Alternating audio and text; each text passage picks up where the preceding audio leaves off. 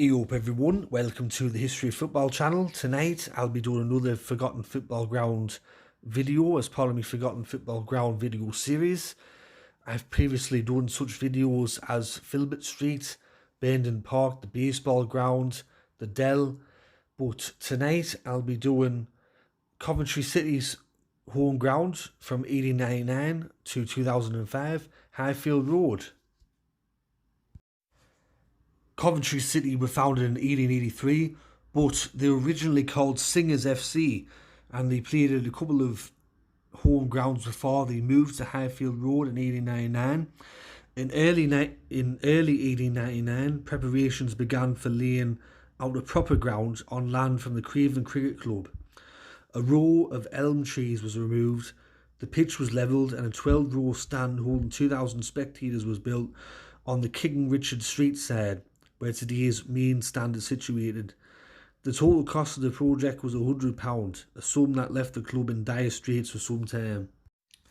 The first match to be played at Highfield Road came on the 9th of September 1899. It were a Birmingham and District match against Shrewsbury Town. Coventry City won that match 1-0 in front of 3,000 spectators. In 1910, the proceeds of the first decent FA Cup run financed the construction of a new barrelled roof main stand on the north side of the ground, which cost £1,200. The club, by then in the Southern League, took the scalps of two First Division clubs in reaching the quarter-finals before losing to Everton in front of a ground record of 19,000 people. The club, however, struggled thereafter and were fortunate to be voted into the Football League in 1919. In 1922, the East Terrace, later described as a steep, scarred and totally shapeless mess, was built up at the Swan Lane end of the ground using waste concrete and the relaying of the city's tram tracks. The West Terrace was covered 5 years later by a roof purchased for £2,200 from the Twickenham Rugby Union ground. On the pitch, the club were relegated from Division 2 in 1925 and struggled in Division 3 for the rest of the decade. In 1936, to celebrate Coventry City's promotion back to Division 2, the planks of the original 1899 stand were demolished and made way for a new main stand at a cost of £14,000. In November of that year, the club purchased the freehold of the ground from the Masons Company for £20,000, thanks to a loan from Sir John Sidley, the chairman of the car makers Armstrong Sidley. During World War II, the stands of Highfield Road were spared any damage from German bombs. However, the pitch suffered 3 direct hits, and as a result, the club could not play there until 1942, when the pitch was restored to its previous state. In October 1953, basic floodlights were installed and were first used in a friendly match against Queen of the South. In 1963, the Thackall Street stand was replaced by the new Sky Blue stand, which cost £120,000, and it was fully operational before the start of the 1964-1965 season. On the 16th of March 1968, the main stand was gutted by fire, and with it the Second Division Championship trophy and many of the club's records. The stand was rebuilt almost immediately at a cost of £150,000 and was completed in time for the start of the next season, although the first 2 home games were postponed. The third new stand in 4 years made Highfield Road arguably one of the most modern stadiums in England. In 1981, the controversial decision was taken to convert Highfield Road into England's first all-seater stadium, and 8,000 extra seats were installed at a cost of £400,000, reducing the capacity from 36,500 to 20,600. This unanimously unpopular decision was intended, amongst other things, to deter hooliganism, but instead it alienated the home fans, and with every game all ticket, it became harder for fans to attend. Attendances dropped as performances on the pitch deteriorated, and the field experiment accelerated Jimmy Hill's resignation as chairman.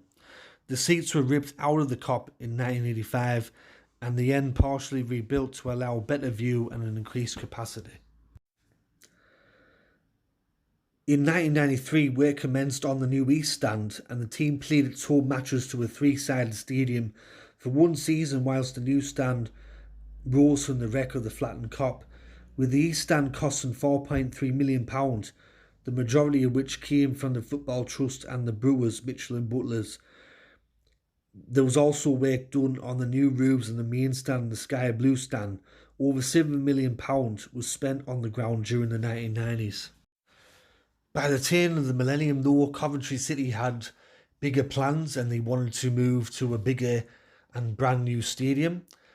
And in 2003, plans were approved for a 34,000-seater stadium to be built, which would later become the Ryco Arena. Coventry's final season at Highfield Road come in 2004-2005.